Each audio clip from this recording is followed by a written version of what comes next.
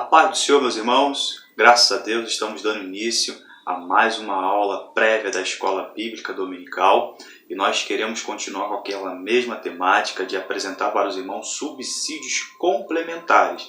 Se nós discorremos toda a matéria, toda a lição, o vídeo acaba ficando muito longo. Então, compreenda, entenda, eu julgo que você já tem a revista, daqui a pouco vou dar a referência bíblica, mas estude toda esta matéria. Nós estamos estudando nesse trimestre as lições bíblicas e a classe de adultos, estamos no segundo trimestre. O título da lição é A Igreja Eleita, redimida pelo sangue de Cristo e selada com o Espírito Santo da promessa. Nós estamos chegando agora na lição de número 5. O título da lição é Libertos do pecado para uma nova vida em Cristo. Nós estaremos discorrendo em 3 tópicos. Tópico 1, a antiga natureza, morta em ofensas e pecados. Tópico 2, vivificados pela graça. E tópico 3, a salvação não vem de obras. Observe, irmãos, já estamos na lição de número 5 e depois que nós entendermos sobre a sublimidade das bênçãos espirituais, já vimos sobre a eleição e predestinação e vimos na última aula, na lição de número 4, a iluminação espiritual do crente. Agora na lição de número 5, libertos do pecado para uma nova vida em Cristo. Nós vamos ver um paralelo da nossa antiga vida sem Cristo e agora com Cristo. Veja que interessante, o apóstolo Paulo, ele traz um esclarecimento do que é igreja, do que é viver uma nova vida. Não andamos mais no curso pecaminoso dos nossos antigos pecados, mas libertos agora para fazer boas obras em Cristo Jesus.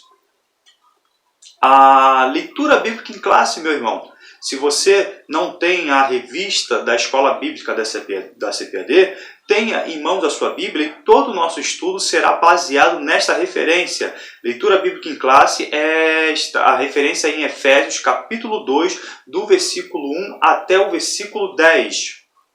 O texto áudio diz assim: Mas Deus, que é riquíssimo em misericórdia, pelo seu muito amor com que nos amou, estando nós ainda mortos em nossas ofensas, nos vivificou juntamente com Cristo. A referência é Efésios, capítulo 2, são os versículos 4 e 5. E neste texto áureo, eu quero que você destaque a palavra vivificou juntamente. Essas duas palavras. Sabe o que significa vivificar juntamente? É reanimar. É reanimar juntamente com Cristo. Assim como Cristo foi morto na cruz do Calvário, mas o poder de Deus o ressuscitou, nós também usufruímos deste mesmo poder que fez Cristo ressuscitar. E este poder opera em nós. É este poder que nos faz vivificar juntamente com Cristo. A verdade prática diz assim: por meio da maravilhosa graça divina, fomos. Comece a enumerar, irmãos, quantas bênçãos nós temos. Por meio da maravilhosa graça divina, fomos libertos do pecado, perdoados e salvos da condenação e ainda recebemos o direito à vida eterna. Veja quantas ricas bênçãos são. Libertos do pecado, fomos perdoados. Somos perdoados diante de Deus, somos salvos da condenação e da ira futura e ainda recebemos o direito à vida eterna. Então, são riquíssimas bênçãos que nós temos através de Cristo Jesus. É interessante, mais uma vez, observe a capa da nossa lição, da lição de número 5. O que os irmãos estão observando nessa capa? Os irmãos estão vendo aí uma corrente quebrada, que faz a alusão à libertação do pecado, não é isso? E algumas aves voando, certo? Agora eu quero provocar os irmãos a deixar os seus comentários. Eu estou observando que os irmãos não estão deixando os comentários. A ideia dessa videoaula é apresentar conteúdos e também é como se fosse uma aula presencial, onde os irmãos colocam seus comentários e ali há uma participação ativa dos irmãos. Então, olha, quero provocar os irmãos. O que os irmãos entendem por essa capa da revista? Eu entendo o seguinte, lembrando o título da nossa lição, Libertos para uma nova vida em Cristo. Essa capa me faz lembrar, irmãos, quando o sacerdote libertava a rolinha ou a ave do leproso. Vejam só, abra a sua Bíblia em Levítico, capítulo 14, e os versículos de 1 a 7. O leproso, liberto de uma vida de pecado, existia uma doença que ela representava o pecado, e essa doença era a lepra. E é interessante, o leproso, quando ele era curado, tinha que passar por um processo de avaliação, tinha que passar por um processo, um ritual, para depois ele ser inserido novamente na sociedade. Entenda, abra sua Bíblia, Levítico capítulo 14, versículo de 1 a 7. Depois falou o Senhor a Moisés, dizendo: esta será a lei do leproso no dia da sua purificação. Será levado ao sacerdote, e o sacerdote sairá fora do arraial e o examinará. E eis que se a praga da lepra do leproso for sarada... Olha que interessante. O leproso não podia curar-se a si mesmo, nem se pronunciar limpo. Isso já diz respeito à tipologia da nossa salvação em Cristo. Enquanto eu, pecador, eu não consigo me livrar sozinho deste meu pecado. Eu preciso de uma ajuda, eu preciso de um socorro. O leproso ele não tinha condição de ir procurar o ministro de Deus. Viu o versículo? O sacerdote que tinha que ir até ele. Isso também já é uma grande referência para acabar com as teorias de Pelágio, onde ele ensina que o homem procura Deus, o homem é que se interessa pela salvação, mas nós estamos mortos em nossos delitos e pecados. Então observe, o sacerdote que vai ao encontro do leproso, tá? E isso fora do arraial, continuando a referência. Então o sacerdote ordenará que por aquele que se houver de purificar, se tome 2 aves vivas e limpas, e pau de cedro, e carmesim e isopo. Mandará também um sacerdote que se degole uma ave em um vaso de barro sobre águas vivas, e tomará a ave viva, e o pau de cedro, e o carmesim e o isopo, e os molhará com a ave viva, no sangue da ave que foi degolada sobre as águas correntes. Observaram? Aqui nós já temos alusão àquelas aves que estavam voando. O pássaro morto representa a necessidade de uma vida para recuperá-lo.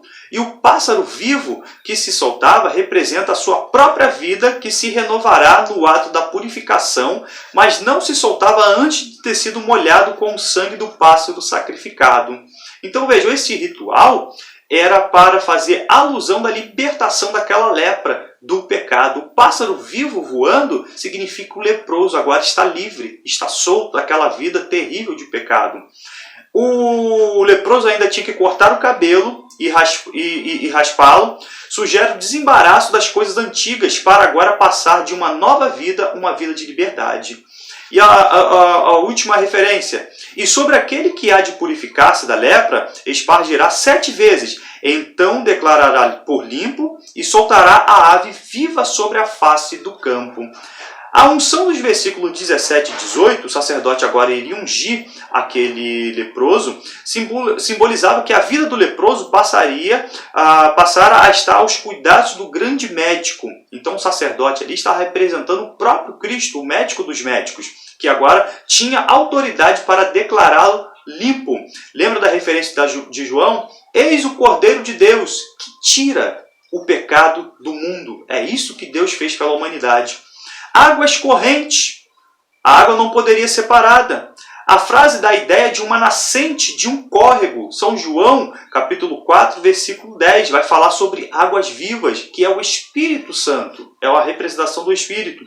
O leproso, olha que cena linda, irmãos, emblemática. O leproso, ao ver o pássaro voar livremente, que é a capa da nossa lição, veria uma dramatização religiosa da sua própria libertação da doença. Imagina aquele leproso vivendo numa vida de pecado, uma vida desgraçada, totalmente complicada, mas agora, quando ele via aquela dramatização daquelas aves voando, olha que anelo, olha que vida, olha que fôlego de vida aquela pessoa poderia estar dando, de ver aquela cena tão belíssima. E é isso que Cristo fez por nós, nos libertou, nos vivificou juntamente com Ele. A introdução diz assim: Essa seção desdobra-se teologicamente em duas partes. A nossa referência de Efésios capítulo 2 até o versículo 10, os irmãos vão observar dois paralelos: a velha vida de pecado e a nova vida em Cristo. Eu preparei uma tabelinha para os irmãos, observem, vai aparecer agora na tela. Observe o seguinte: do lado esquerdo, os irmãos vão poder observar a velha vida de pecado, e do lado direito um outro paralelo, um outro extremo, a nova vida em Cristo. Vejam só, nos 3 primeiros versículos, como era a nossa vida de pecado. Nós éramos mortos em nossas ofensas e pecados, nós andávamos segundo o curso deste mundo, nós andávamos segundo o príncipe da potestade do ar, nós éramos filhos da desobediência, nós andávamos nos desejos da nossa carne, nós fazíamos a vontade da carne e dos pensamentos, nós éramos filhos da ira. Agora, a nova vida em Cristo. Vejam só que extremo, como a nossa vida agora mudou de forma radical. Nós estávamos mortos, não foi isso? Mas agora Cristo nos vivificou juntamente com Ele. Nós andávamos segundo o curso deste mundo, mas agora Ele nos ressuscitou juntamente com Ele. E agora também Ele nos fez assentar em lugares celestiais em Cristo Jesus. Nós éramos filhos da desobediência, agora nós andamos em abundantes riquezas da sua graça. Nós agora somos feituras suas, nós somos criados em Cristo Jesus, e tudo isso para realizar boas obras. O tópico 1, ele diz assim: a antiga natureza morta em ofensas e pecados. O ponto 1, nossa condição anterior. Observe o seguinte: morte moral e espiritual era a nossa condição anterior, irmãos. Leia a referência de Tiago, capítulo 1, versículo 15. Depois, havendo a concupiscência concebido, dá à luz o pecado, e o pecado sendo consumado, gera a morte. Paulo ele utiliza 2 termos: ofensas e pecados. A palavra ofensa, irmãos, ele tem um sentido de passo em falso, de forma deliberada. É o desejo da carne, é algo repulsivo, aquilo que ofende a Deus, incomoda as narinas de Deus. A palavra pecado, no grego, é uma palavra que os irmãos conhecem. É quando os irmãos vão estudar um curso de teologia, por exemplo, os irmãos vão aprender sobre a doutrina da amartiologia, a doutrina do pecado. A palavra amartia quer dizer errar o caminho, errar o alvo, pecar como hábito. Entenderam? Essa palavra amartia, se você pega o Novo Testamento, existem 13 palavras para a palavra pecado, mas a palavra amartia é uma palavra mais completa. Errar o alvo. O pecado agora não é acidental, mas é habitual. O dicionário Wycliffe conceitua como qualquer afastamento do caminho da justiça e avalia qualquer pecado como rebelião contra Deus e uma transgressão dos seus padrões. Então veja, pegue também, utilize a referência de 1 Timóteo capítulo 5, versículo 6, que diz assim: mas a que vive em deleite, vivendo, está morta. Então quem vive na prática do pecado, ele está morto de forma espiritual e nas práticas morais. Nós somos criaturas morais, assim como Deus, assim como os anjos.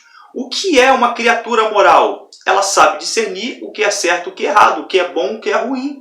Então o homem ele tem essa capacidade. Então, quando eu estou morto, eu tenho a inclinação somente para o pecado. Mas Cristo, em Cristo Jesus, Ele nos dá vida, Ele nos vivifica. Agora, olha que definição, irmãos, linda. Quando Deus define o que é pecado, Ele não define pensando nele. Mas Ele está pensando no pecador. É por isso que Paulo vai dizer e vai mostrar que a lei é boa. A lei ela serve como um espelho. Se nós fôssemos colocar um exemplo para a lei é como se fosse um espelho. E quando você se aproxima do espelho, você vê a sua face e ali você descobre que está sujo. Mas a lei, que é boa, aponta para o meu pecado, mas ela não tem poder para me limpar. Então a lei ela, em certo sentido, ela é boa porque aponta o caminho, e esse caminho é para Jesus, porque a Bíblia é cristocêntrica, ou seja, Cristo no centro, mas essa lei ela não consegue me limpar. Então veja, mas Cristo conseguiu cumprir toda a lei. O subtópico 2, nossas ofensas e pecados. Olha que interessante. Andaste segundo o curso deste mundo. Refere-se ao modo de vida e motivos ateístas aceitos pelo mundo. Então, tudo o que se envolve na questão econômica, na questão política, na questão religiosa, tudo vai se ater a não se ter Deus. Porém, tudo isso é imoral. O salvo não deve tomar a forma do mundo, não deve relativizar. Destaca essa palavra. Hoje, infelizmente, acontece muito a questão de se relativizar o pecado, ou seja, o que é pecado para você, talvez não é pecado para mim. Isso é colocar o pecado de forma relativa, depende do meu ponto de vista. Mas a orientação, o que dá o norte do que é certo, do que é errado, daquilo que agrada a Deus, daquilo que não agrada, é a santa palavra de Deus, inerrante, completa, toda a escritura divinamente inspirada. Então vejam, eu não posso relativizar o pecado. Pecado é pecado. O que é pecado aqui no Brasil é pecado lá no extremo oriente. E quem me dá essa indicação é a Bíblia Sagrada. O pecado e nem... então veja, eu não posso relativizar o pecado e nem ajustar-se à maneira de viver do meu tempo. Então o que foi pecado lá na igreja primitiva é também pecado nos dias de hoje. Ponto 2.2. Andar segundo o príncipe da potestade do ar. Nossa declaração de fé, ela diz o seguinte, revela que foi com engano que ele começou suas atividades contra o ser humano. Gênesis 3,13. O diabo utilizou da falsidade, do engano, da meia-verdade. E os irmãos sabem que aquilo que é uma meia-verdade é uma mentira completa. O apóstolo Paulo alerta que nossa luta é contra tais seres do mal. Efésios, no mesmo livro de estudo, Efésios capítulo 6, versículo 12. Veja que o apóstolo Paulo vai ensinar. A nossa luta não é contra a carne e contra o sangue. Infelizmente tem muitas pessoas dentro da igreja que ficam brigando por posições, por cargos, por querer aparecer, se destacar, mas a nossa briga não é contra a carne e contra o sangue, mas sim contra os dominadores do mundo tenebroso, contra as forças espirituais da maldade, e isso tudo nas regiões celestes. Agora, interessante, contudo, não precisamos temer o príncipe da potestade do ar, tá? Pois Deus exaltou a Cristo, a cabeça da igreja, acima de todos eles. Talvez, quando o apóstolo Paulo escreveu esta referência aos Efésios, lembra, os irmãos que moravam naquela cidade tinham vindo de uma prática terrível de profanação, tinham vindo de uma prática terrível de adoração a Deus, de artes mágicas, de feitiçarias. Isso para mostrar que Cristo é poderoso, maior que está conosco, do aquele que está no mundo. Então, creia em Deus, não tema a potestade do ar, resistia ao diabo e ele fugirá de vós, em nome de Jesus. 1 Timóteo 1,17, já que eu falo apontando para o príncipe da potestade do ar, vejam a qualificação dele. Ele é um príncipe da potestade do ar, mas nós servimos ao Rei dos séculos. 1 Timóteo 1,17. Depois veja essa referência. Segundo tópico, vivificados pela graça. Ponto 1, diz assim, alcançados pela misericórdia e pelo amor divino. O apóstolo declara exultante. É interessante, quando você vai lendo a referência até o versículo 3, e nós vemos ali o desastre da vida sem Deus, numa prática terrível do pecado, mas quando o apóstolo Paulo ele entra no versículo 4, ele coloca um apontamento maravilhoso, evangelístico. A nossa vida ia de mal a pior sem Cristo. Mas aí o apóstolo Paulo escreve assim, mas Deus, olha que coisa maravilhosa, irmãos. Mas aprove em Deus, mas Deus, nós vimos a péssima condição da humanidade e o miserável curso da pecaminosidade são interrompidos pela intervenção divina. Lembra do início? O sacerdote é que ia até o leproso e Deus também foi até nós, nos procurou. A ideia de Satanás era que Deus abandonasse este mundo para que ele pudesse utilizar este mundo como a sua base de reino. Mas Deus não abandonou a humanidade. Seu muito amor com que nos amou. O adjetivo pólen deve ser traduzido como muito e não como grande. Isso faz toda a diferença. Tá? Nós não olhamos o grande amor de Deus. Ele é grande. Mas o apóstolo Paulo escreve, mas nós olhamos o seu muito amor. Isso faz referência à infinita abundância do amor de Deus e não ao seu tamanho. Veja a referência de Efésios capítulo 3, versículo 17, versículo 19. Acompanhe, ó. Para que Cristo habite pela fé nos vossos corações, a fim de, estando arraigados e fundados em amor, poderdes perfeitamente compreender com todos os santos qual seja a largura e o comprimento e a altura e a profundidade, e conhecer o amor de Cristo que excede todo o entendimento, para que sejais cheios de toda a plenitude de Deus. Então vejam, este é o muito amor de Deus. O amor, irmãos, olha que teologia maravilhosa. O amor não é um atributo divino. Ué, como que é isso, irmão? O amor não é um atributo divino. O que é um atributo? Quais são os atributos de Deus? Eu separo dois. Existem os atributos comunicáveis e os atributos incomunicáveis. André, os atributos incomunicáveis quais são? Onipotência, onisciência, onipresença, exclusivo de Deus. São os atributos de Deus. Os atributos comunicáveis. Deus é santo? Ele quer que você seja santo também. Ele comunica essa santidade a nós. Deus é justiça? Ele quer que você tenha justiça também. Esses são os atributos comunicáveis. Agora, o amor não é um atributo divino. Assim como os demais que lhes são próprios por ser Deus. Amor é a própria natureza e essência de Deus. Veja a referência de 1 João capítulo 4, versículo 16. E nós conhecemos e cremos no amor que Deus nos tem. Deus é amor. E quem está em amor está em Deus e Deus nele.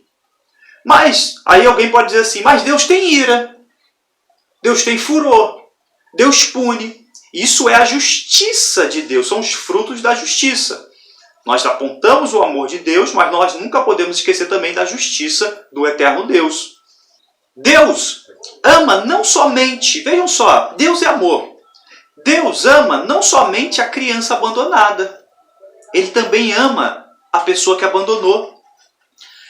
Deus, ele ama a menina que foi abusada, mas ele também ama quem abusou. Deus ama aquele que foi morto por uma bala perdida, mas ele também ama aquele que apertou o gatilho. Deus ama a mulher que teve a sua casa incendiada pelo marido com ela dentro, mas Deus também ama aquele que incendiou. Só que Deus, ele vai abominar as atitudes contrárias. Aí é a justiça de Deus contra os maldosos. Então vejam, observem.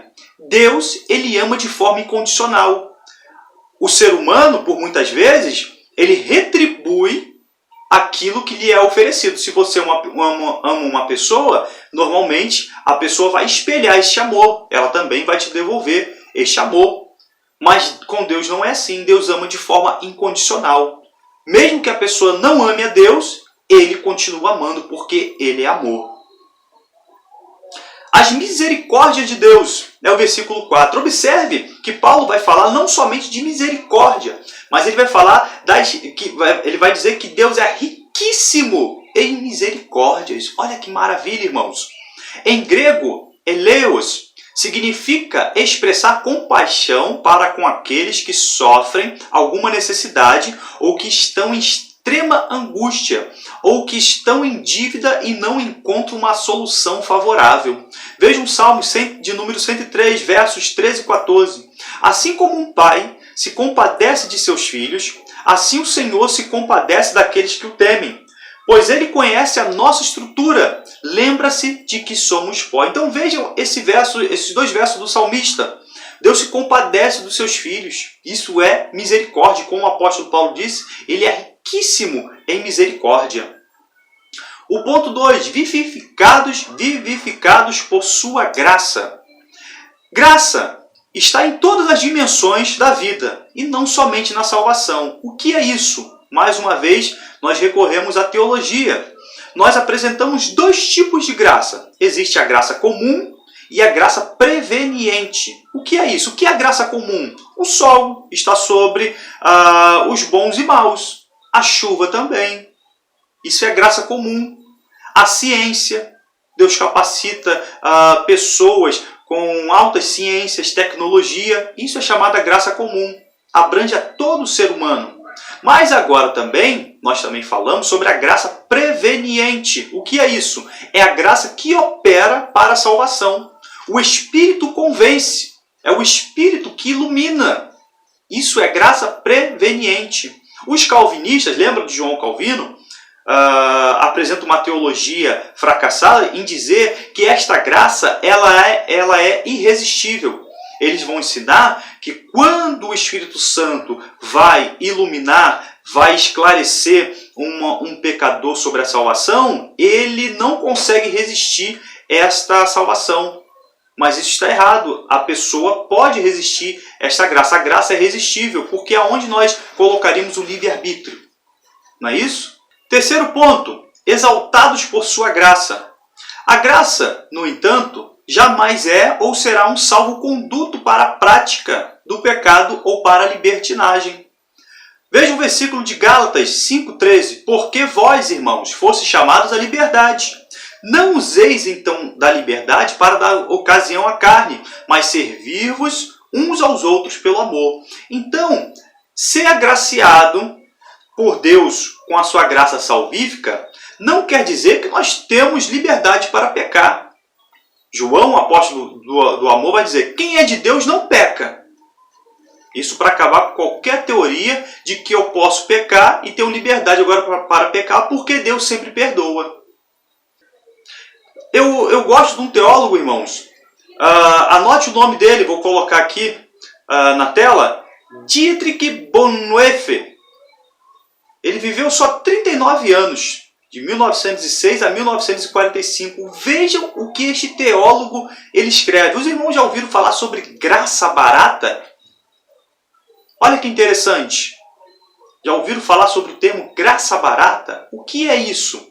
Graça barata e graça como refúgio, perdão mal baratado, consolo mal baratado, é a pregação do perdão sem arrependimento. É o batismo sem a disciplina de uma congregação. É a absolvição sem a confissão pessoal. É graça sem discipulado, sem cruz. A graça sem Jesus Cristo vivo encarnado. Infelizmente, tem se pregado um evangelho, este teólogo, Dietrich, ele se antecipou, porque o que mais se vê nos dias de hoje são pessoas que confessam a Cristo como seu único e suficiente Salvador e não tem uma mudança de vida, uma mudança de caráter. O que é caráter? Já ouviu aquela expressão? Aquela pessoa é um mau caráter? Caráter é aquilo como eu faço as coisas. Então agora, quando eu sou salvo em Cristo, aí Paulo também ele vai dizer: aquele que roubava, não roube mais. Aquele que furtava, aquele que adulterava, aquele que mentia, ou seja, uma transformação, uma verdadeira transformação. Esse é o verdadeiro evangelho. Precisa-se haver uma mudança de vida, uma mudança de caráter. É aquela palavra grega metanoia. É o verdadeiro arrependimento. Eu vou numa direção e eu dou meia volta no meu curso. Eu não vou mais na mesma direção. Mas O que mais se vê hoje, infelizmente, é a pregação da graça barata. Eu congrego, mas a minha vida continua fazendo as mesmas coisas. Isso é terrível. Agora também tem um outro extremo. É achar que é impossível receber um presente tão valioso como a salvação, sem que para tal seja necessário dar algo em troca. Então a graça, que é de graça para as nossas vidas, é o favor imerecido, dois extremos. É quando eu acho que eu tenho graça e tenho liberdade para pecar. O outro extremo é agora eu não compreendo o amor de Deus, a salvação, e agora eu não consigo dar algo em troca, e aí daí vem o legalismo, vem o ascetismo, vem o misticismo, tentando alcançar a salvação pelas obras. Está errado. Eu esqueço agora da obra salvífica de Cristo e só olho para do jeito que eu faço, do jeito que eu caminho. Mas a salvação está no sacrifício vicário de Cristo Jesus. Isso é perigoso porque pode me levar a um orgulho espiritual, a hipocrisia. Aí a pessoa fica toda orgulhosa.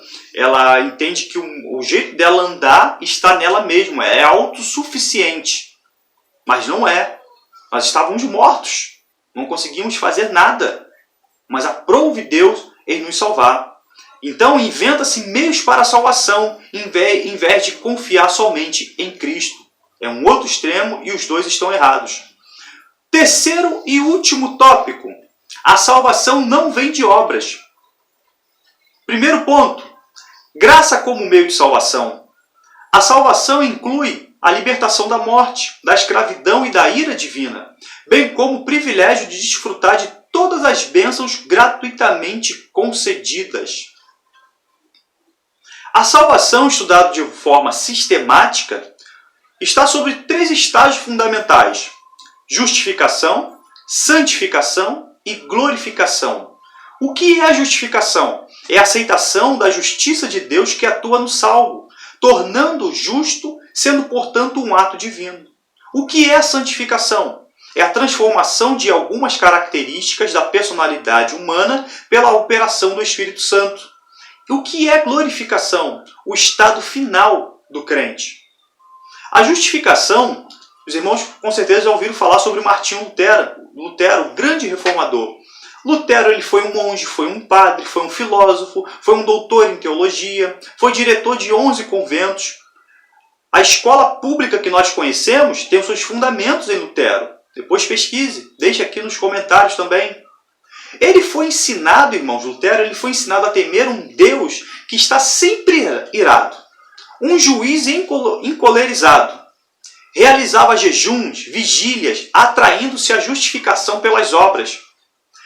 Mas chegou um vigário geral e viu aquele jovem se definhando em intermináveis jejuns e orações, e aquele homem deu uma Bíblia de presente para Lutero. A Bíblia naquela época era muito escassa. Deu uma Bíblia de presente. Foi quando ele leu o Romanos, capítulo 1, versículo 16 e versículo 17. O justo viverá da fé. Então ali Lutero teve uma resposta da parte de Deus a respeito da salvação. O justo viverá da fé.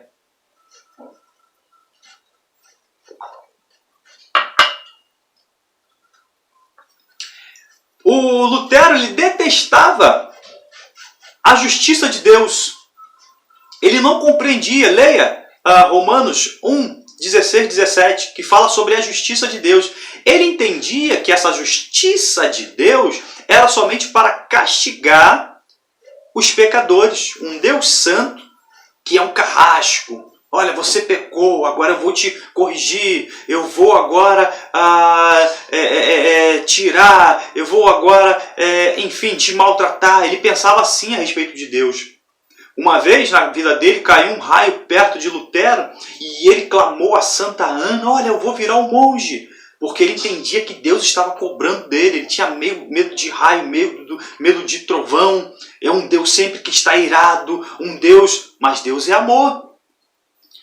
Mas Deus mostrou, nos mesmos versículos, que aquela justiça apontava apontava nessa passagem que a justiça que o homem piedoso recebe de Deus pela fé como dádiva. O justo viverá pela fé. É uma dádiva. A justiça de Deus não é para condenação, é para a salvação da humanidade.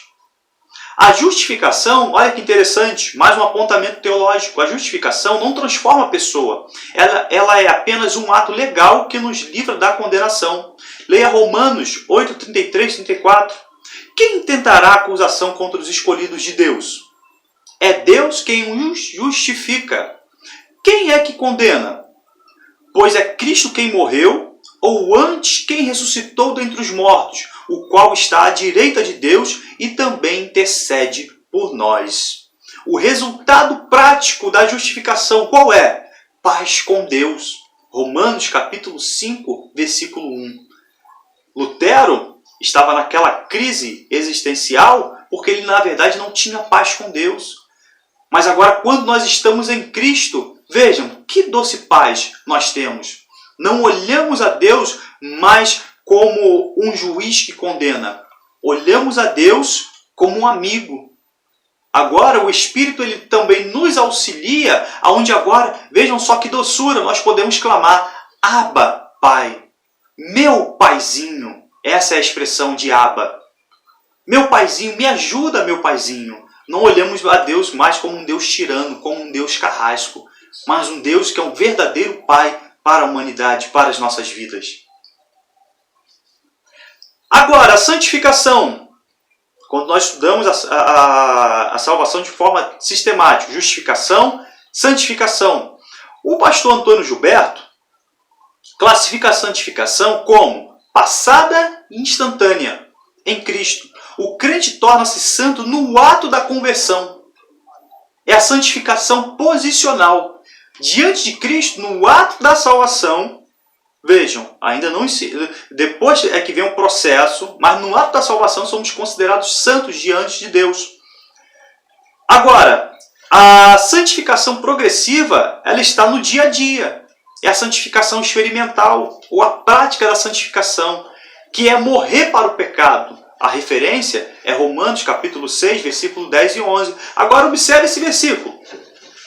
Note que não é o pecado que morre, e sim o crente que morre para o pecado. Resultado da santificação, mais uma tabela que vai aparecer aí para os irmãos.